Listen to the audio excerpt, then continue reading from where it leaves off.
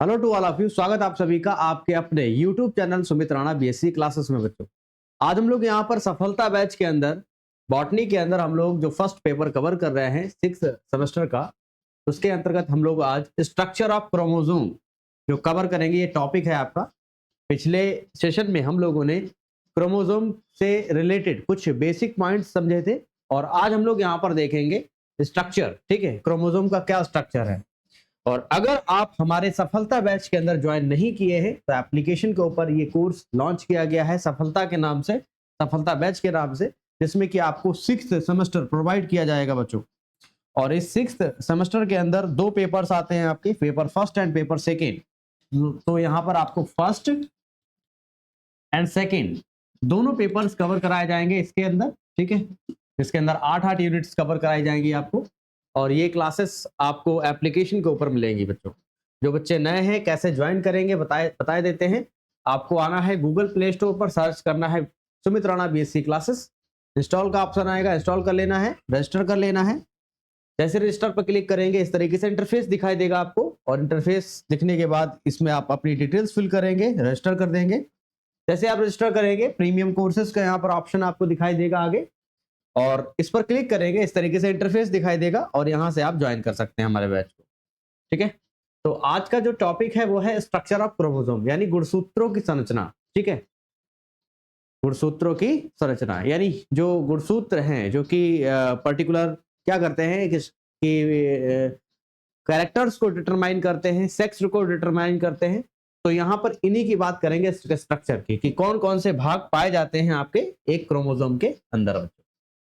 ठीक है, तो अगर हम गुणसूत्र की बात करें तो गुणसूत्र कुछ इस तरीके से दिखाई देता है आपका। ठीक है, जैसा कि आप देख सकते हैं ये स्ट्रक्चर है इसका।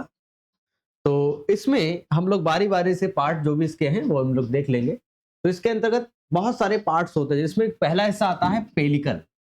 पेलिकल क्या होता है सर? पेलिकल एक्चुअल में ये आउटर मोस्ट लेयर होती है, थिनी लेयर होती है क्रोमोसोम के ऊपर। देखिए, ये हमने क्रोमोसोम यहाँ पर ड्रॉ किया है, जिसमें कि आप ये देख सकते हैं ये जो स्ट्रक्चर है, आउटर कवरिंग जो है, इसी आउटर कवरिंग को आप लोग क्या कहेंगे? इसी आउटर कवरिंग को हम पेलिकल के नाम से जानते हैं। किसके नाम से जानते हैं? पेलिकल। ओके, तो ये पेलिकल होता है। पेलिकल क्या है? आउटर मोस्ट लेयर है जो कि क्रोमोसोम को बाउंड करती है। याद रखिए, कह रहा ये outer most thin protein coat, यानी प्रोटीन का बना एक स्ट्रक्चर है बच्चों। ठीक है, कोट ऑफ द क्रोमोसोम, या क्रोमोसोम के कोट को आप लोग क्या कहेंगे? पेलिकल कहेंगे। ओके, तो ये आउटर मोस्ट लेयर जो आप देख रहे हैं पर्टिकुलर आप इस क्रोमोसोम के ऊपर, जैसे कि आप देख सकते हैं एक बार, ये है आपका क्रोमोसोम, और क्रोमोसोम के ऊपर ये जो लेयर आप जो देख रहे हैं ये वाली, ठीक है, ये जो लेयर है बाहर की तरफ पाई जा रही है, आउटर मोस्ट जो कवरिंग है, इसी को आप लोग पेलिकल के नाम से जानते हैं। किस नाम से जानते हैं बच्चों? पेलिकल के नाम से। इस बात का ध्यान रखना है, एग्जाम में पूछा जा सकता है कि आउटर मोस्ट कवरिंग क्या होती है, तो आप बताएंगे पेलिकल। ठीक है, ओके। नेक्स्ट जो यहाँ पर पार्ट आता है मैट्रिक्स। मैट्रिक्स क्या होता है? आधात्री इसको कहते हैं हम लोग, जो कि इसके अंदर जो सबस्टेंस फील्ड है इस क्रोमोसोम के अंदर, इसके अंदर जो सबस्टेंस फील्ड है उसको आप मैट्रिक्स कहेंगे।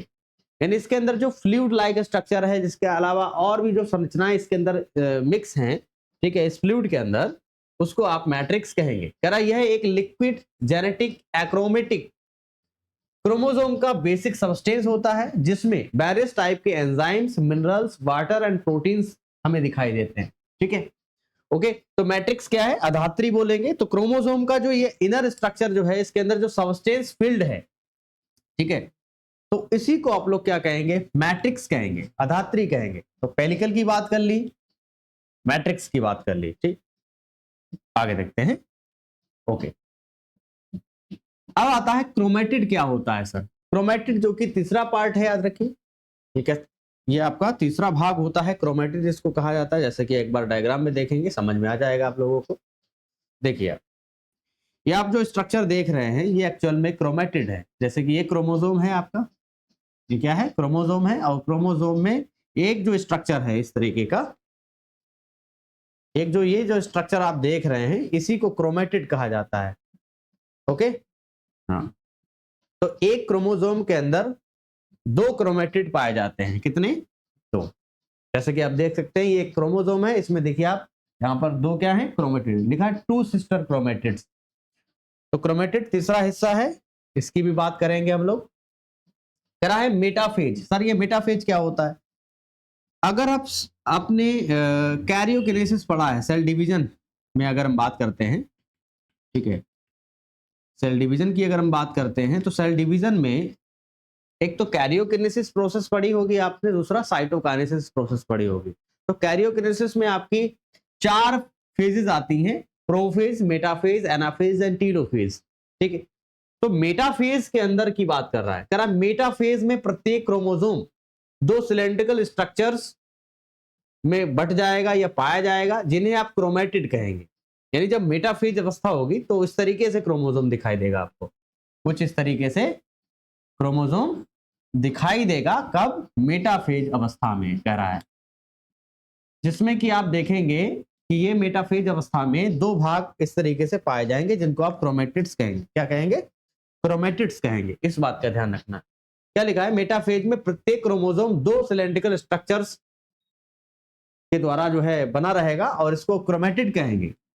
दोनों सिस्टर क्रोमेटिड, क्रोमेटिड क्या है? वर्टिकल हाफ क्रोमोसोम, इसको आप कह सकते हैं। अगर एक है तो इसको आप क्रोमेटिड कहेंगे, अगर 2 हैं इस तरीके से तो आप इसको क्रोमोसोम कहेंगे, या हम इसको कहेंगे 2 सिस्टर क्रोमेटिड, 2 सिस्टर क्रोमेटिड। तो ये आधा हिस्सा है, ये आधा हिस्सा है, ठीक है, ये आधा हिस्सा है, तो ये हाफ क्रोमोसोम भी आप इसको कह सकते हो क्रोमेटिड को। तो कह रहा है जो दोनों सिस्टर क्रोमेटिड्स या वर्टिकल हाफ क्रोमोसोम एक सेंट्रोमियर से आपस में जुड़े होते हैं। यानी ये जो स्ट्रक्चर है आप देख रहे हैं, ये वाला स्ट्रक्चर, यही है आपका सेंट्रोमियर, गुणसूत्र बिंदु। सेंट्रोमियर गुणसूत्र बिंदु कहा जाता है, और इसी गुणसूत्र बिंदु से दोनों क्रोमेटिड्स आपस में जुड़े रहते हैं बच्चों। जैसा कि एक बार डायग्राम में देखेंगे समझ में आ जाएगा। जैसा कि एक बार डायग्राम में देखिए, इसमें आपको दिखाई दे रहा है ये वाला स्ट्रक्चर, ये एक्चुअल में क्या है? सेंट्रोमियर है, ये सेंट्रोमियर है आपका। ठीक है, तो इस सेंट्रोमियर के थ्रू दोनों क्रोमेटिड्स आपस में कंबाइंड हैं, जुड़े हुए हैं। इस बात का ध्यान रखना है। इसको हिंदी में गुणसूत्र बिंदु कहा जाता है। ओके, तो मैंने कहा है कि एक क्रोमोसोम सिंगल क्रोमेटिड्स एनाफेज या टीलोफेज में ये आपको दिख जाएंगे, या 2 क्रोमेटिड्स जैसे कि मेटाफेज में आप देखते हैं। ठीक है, एनाफेज टीलोफेज में आप देखेंगे क्रोमेटिड्स अलग अलग होते हैं, सिंगल फॉर्म में होंगे इस तरीके से। ठीक है, इस तरीके से होंगे इसमें, एनाफेज में और टीलोफेज में, क्योंकि अलग अलग हो जाते हैं ना। और जो क्रोमेटिड्स, 2 क्रोमेटिड एक साथ देखना चाह रहे हैं तो आप इसको, ये आप मेटाफेज में ही देख पाएंगे इस तरीके से। ये जो आप देख रहे हैं ना, ये 2 क्रोमेटिड आपस में जुड़े हुए, ये अवस्था आपको मेटाफेज में ही देखने को मिलेगी। इस बात का ध्यान रखना है। तो लिखा है प्रत्येक क्रोमेटिड्स हिस्टोन युक्त डीएनए के सिंगल लॉन्ग थ्रेड से बना होता है। यानी जो क्रोमेटिड्स है ये डीएनए और हिस्टोन प्रोटीन दोनों से मिलकर बना होता है। जैसा कि मैंने बेसिकली जब क्रोमोसोम की बात की थी तो उसमें भी हमने यही बात बताई थी कि हिस्टोन प्रोटीन और डीएनए से मिलकर ही ये स्ट्रक्चर बना है। फिर लिखा कभी कभी क्रोमेटिड्स पर बीड लाइक यानी मोती के समान संरचनाएं देखी गई हैं, जिसको आप बोलते हैं क्रोमोमेयर्स। क्या बोलते हैं इसको? क्रोमोमेयर्स। यानी कभी कभी क्या होता है, इनके ऊपर पर्टिकुलर क्या होता है कि कुछ स्ट्रक्चर्स देखी गई हैं बीड लाइक यानी मोती के समान, जिसको आप क्या कहेंगे? क्रोमोमेयर्स इसको आप कहेंगे। ओके, ये पॉइंट्स आप लोग जरूर ध्यान रखिए।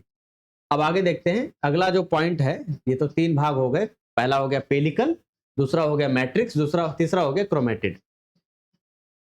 अब बात आती है अगला जो है चौथा जो भाग है क्रोमोसोम का, सेंट्रोमेयर, जिससे कि क्या है 2 क्रोमेटिड आपस में जुड़ रहे हैं, उसी की बात कर रहा है।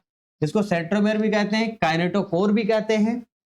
क्योंकि काइनेटोकोर आपने जब सेल डिवीजन पढ़ा होगा तो उसमें आपने एक चीज पढ़ी होगी कि स्पाइनल फाइबर आकर जब सेल डिवीजन होता है ना, मेटाफेज स्टेजेस में आपको देखने को मिलेगा ये, तो स्पाइनल फाइबर आके इन्हीं सेंट्रोमियर या काइनेटोकोर से आकर जुड़ते हैं। ठीक है, तो सेंट्रोमियर, काइनेटोकोर या प्राइमरी कंस्ट्रक्शन, प्राथमिक संकीर्णन इसको कहा जाता है। प्रत्येक क्रोमोसोम, और ये अवस्था आपको मेटाफेज में स्पेशली देखने को मिलती है, काइनेटोकोर वाली। ठीक है, प्रत्येक सेंट्रोमियर मेटाफेज, मैंने इसीलिए ब्रैकेट में लिख रखा है जिससे समझ में आ जाए आप लोगों को। प्रत्येक क्रोमोसोम दो हाफ क्रोमोसोम या दो क्रोमेटिड से बना होता है। यानी ये जो स्ट्रक्चर है आप देखते हैं, ये आपका एक सिंगल क्या है, क्रोमेटिड है, ठीक है। और ये आपका क्या है,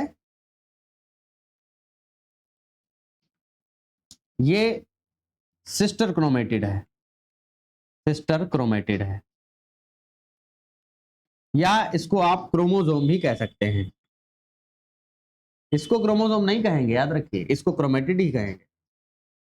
क्रोमोसोम जब कहते हैं जिसमें दो क्रोमेटिड पाए जाएं, फिर दो क्रोमेटिड से बना होता है। एक क्रोमोसोम के दोनों क्रोमेटिड में एक संरचना द्वारा जुड़े रहते हैं, यानी ये दोनों जो स्ट्रक्चर है एक संरचना के द्वारा जुड़े हैं, इसको बोल रहे हैं सेंट्रोमियर। क्या बोलते हैं इसको, सेंट्रोमियर। यानी ये दोनों स्ट्रक्चर जो हैं ये एक संरचना के द्वारा जुड़े हैं, जिसको आप क्या कह रहे हैं, सेंट्रोमियर कह रहे हैं। याद रखिए, सेंट्रोमियर पर दो प्रोटीन डिस्क प्रेजेंट रहती हैं, और ये स्ट्रक्चर क्या कहलाती है, काइनेटोकोर कहलाती है। क्या कहलाती हैं, प्रोटीन डिस्क जो पाई जा रही है इसको काइनेटोकोर इसीलिए कह रहे हैं। काइनेटोकोर सेल डिवीजन के दौरान, यानी जब सेल डिवीजन होता है तब मेटाफेज स्टेजेस में आपको दिख जाएगा, कैरियोकिनेसिस में, तो उसमें क्या होता है, स्पाइरल फाइबर आके इसी स्ट्रक्चर के ऊपर आकर जुड़ते हैं, और फिर अपनी अपनी पोल्स की तरफ जब एनाफेज आती है तो अपनी अपनी पोल्स की तरफ ये क्रोमोसोम सॉरी क्रोमेटिड जो होते हैं अपनी अपनी पोल्स की तरफ जाते हैं। क्या लिखा है, सेल डिवीजन के दौरान क्रोमोसोम पर स्पाइरल्स के एंगेजमेंट है, दैट मीन इसी से आकर ये जुड़ेंगे, कहने का मतलब है, ठीक है। उसके बाद देखिए क्या लिखा है, सेंट्रोमेयर के क्षेत्र में क्रोमोसोम अपने शेष भाग की अपेक्षा कंस्ट्रक्शन होते हैं, अतः इसे प्राइमरी कंस्ट्रक्शन कहते हैं। कहने का मतलब है कि इसमें बीच बीच में क्या होगा, शेष भाग जो पाया जाएगा उसको आप प्राइमरी कंस्ट्रक्शन इसीलिए कह रहे हैं, ठीक है।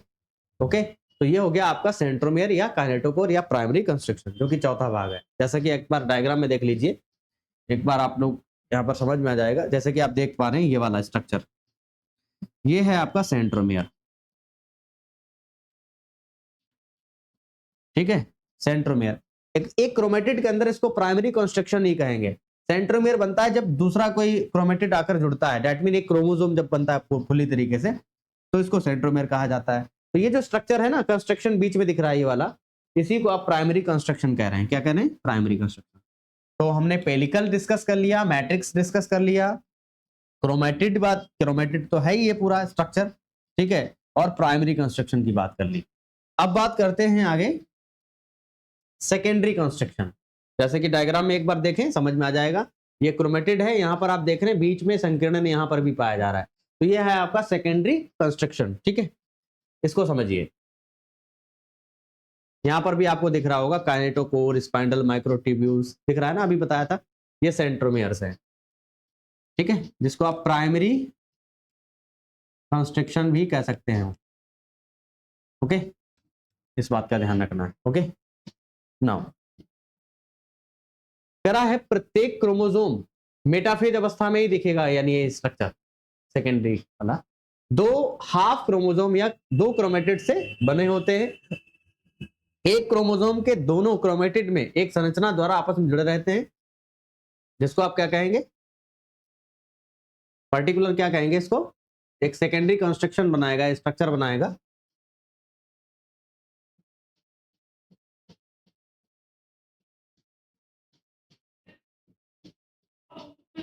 देखिए ये वाला कौन सा स्ट्रक्चर, देखिए ये वाला कहाँ गया आपका, डायग्राम में देखिए ये वाला, ये जो स्ट्रक्चर आप देख रहे हैं इसी को आप सेकेंडरी कंस्ट्रक्शन कह रहे हैं बच्चों, ठीक है। ये सेकेंडरी कंस्ट्रक्शन है। अब बात आती है अगला जो भाग है, सैटेलाइट। सैटेलाइट पर्टिकुलर क्या है, एक स्ट्रक्चर है, इसी के अंदर ये कह रहा है NOR के बाद, न्यूक्लियर ऑर्गेनाइजेशन रीजन के बाद क्रोमोसोम का बचा हुआ भाग सैटेलाइट कहलाएगा। यानी इसका जो बचा हुआ भाग है, देखिए डायग्राम में देखेंगे समझ में आएगा। देखिए ये सेकेंडरी कंस्ट्रक्शन है, इसका आखिरी जो एंड है, दैट मीन पोलर रीजन, इसमें आपको एक स्ट्रक्चर दिख रहा होगा लास्ट में, इसको बोलते हैं सैटेलाइट, जो कि एंड रीजन है इसी का। क्या लिखा है, सैटेलाइट क्या है, कह रहा है बचा हुआ भाग है, क्रोमोसोम का बचा हुआ हिस्सा, जिसको आप ट्रीवेंट के नाम से भी जानते हैं। किस नाम से जानते हैं बच्चों? ट्रीवेंट के नाम से भी जानते हैं। ओके, सैटेलाइट भाग युक्त क्रोमोसोम सैट क्रोमोसोम कहलाते हैं। सैट का फुल फॉर्म होता है साइन एसिड थाइमोन्यूक्लियो न्यूक्लिनिको, ठीक है, इसका फुल फॉर्म है साइन एसिड थाइमोन्यूक्लिनिको। ओके, फिर आता है अगला लास्ट वाला हिस्सा, ये तो सैटेलाइट हो गया। टीलोमेयर, टीलोमेयर वह हिस्सा है, कौन सा हिस्सा है? क्रोमोसोम में पोलरिटी होती है एवं क्रोमोसोम के पोलर एंड्स टीलोमेयर्स कहलाते हैं। यानी जो आखिरी हिस्से हैं इनको आप टीलोमेयर्स कहेंगे। क्या कहेंगे? टीलोमेयर्स कहेंगे। जो आखिरी एंड्स हैं ये वाले, जो आखिरी एंड्स हैं इनको टीलोमेयर्स कहा जाता है। ओके, तो टीलोमेयर्स क्या है? आखिरी सिरे हैं, इस बात का ध्यान रखना है आप लोगों को। ओके, नाउ फिर कह रहा है टीलोमेयर्स में ग्वानिन बेस सबसे ज्यादा पाए जाते हैं। यानी जो ग्वानिन बेस होता है ना, वो सबसे ज्यादा पाया जाएगा। ठीक है, इस बात का ध्यान रखना। टीलोमेयर एक क्रोमोसोम से अदर क्रोमोसोम को संयोजित होने से रोकता है। टीलोमेयर एक ऐसा हिस्सा है जो कि दूसरे क्रोमोसोम से जुड़ने से, चिपकने से रोकने का काम करता है। इस बात का ध्यान रखना है। फिर अगला पॉइंट कह रहा है क्रोमोसोम के टीलोमेयर भाग में एंजाइम टीलोमेरेज प्रेजेंट होता है, जो एक राइबोन्यूक्लियोप्रोटीन होती है इसके अंतर्गत। ठीक है, कह रहा है कि क्रोमोसोम में एक टीलोमेयर भाग जो पाया जा रहा है उसमें एक एंजाइम होता है टीलोमेरेज, जो एक राइबोन्यूक्लियोप्रोटीन का काम करता है। दैट मीन ये जो बना किससे है? राइबोन्यूक्लियोप्रोटीन से बना है। इस बात का ध्यान रखना है। यानी आरएनए और प्रोटीन से मिलकर बना हुआ एक स्ट्रक्चर है जिसको आप क्या कह रहे हैं? टीलोमेरेज एंजाइम, जो कि पर्टिकुलर क्या करता है? दूसरे किसी क्रोमोसोम से संयोजित होने से रोकने का काम करता है, जोड़ने से काम करता है। तो ये कुछ स्ट्रक्चर मैंने जो शो किया था डायग्राम में, देख लीजिए एक बार, एक बार फिर से समझ लीजिए कौन कौन से हिस्से हैं, कौन कौन से डिस्कस कर चुके हैं। पेलिकल्स आउटर मोस्ट कवरिंग है। मैट्रिक्स, इसके अंदर जो फ्लूइड भरा हुआ है और जो चीजें भरी हुई है उसको क्या कहेंगे? मैट्रिक्स कहेंगे। इसके अंदर जो पर्टिकुलर डीएनए पाया जा रहा है, हिस्टोन प्रोटीन अरेंजमेंट जो पाया जा रहा है उसको आप क्रोमोनिमेटा कहेंगे। ओके, उसके बाद यहाँ पर क्या होता है? प्राइमरी कंस्ट्रक्शन होता है जिसको आप सेंट्रोमेयर कहते हैं। और उसके बाद आता है सेकेंडरी कंस्ट्रक्शन, जो कि बीच बीच में कंस्ट्रक्शन आपने देखे हैं इसमें, तो उसको आप सेकेंडरी कंस्ट्रक्शन कहेंगे। उसके बाद बताया कि जो लास्ट एंड है, सिरा जो है, इसको सैटेलाइट कहेंगे, आखिरी सिरा। और इसके जो टिप्स हैं इसको बोलेंगे टीलोमेयर्स। और इसी में एक टीलोमेरेज नाम का एक एंजाइम होता है जो कि दूसरे गुणसूत्रों से जोड़ने का, ये जो स्ट्रक्चर है आपका, ये दूसरे गुणसूत्रों से जोड़ने नहीं देता है। यानी अगर ये ना हो, अगर ये स्ट्रक्चर ना हो तो क्या होगा पता है? कि दूसरे गुणसूत्र भी इस गुणसूत्र से आके जुड़ जाएंगे, आपस में बिल्कुल उलझ जाएंगे कह सकते हैं। ठीक है, तो दूसरे गुणसूत्र ना जुड़े तो इसमें एक एंजाइम सिक्रीट होता है टीलोमेरेज। ओके, तो अगर आप हमारे सफलता बैच के अंदर नहीं जुड़े हैं तो बच्चों जुड़ जाइए। सेशन स्टार्ट हो चुका है ऑलरेडी। आपके एप्लीकेशन के ऊपर जितने भी क्लासेस हैं अपलोड कर दिए गए हैं और जल्दी से जल्दी आप लोग ज्वाइन करिए। पीडीएफ भी वहां पर अवेलेबल है बच्चों। ठीक है, तो मिलते हैं हम लोग फिर नेक्स्ट क्लास में। Thank you, all the best बच्चों। जय हिंद, जय भारत।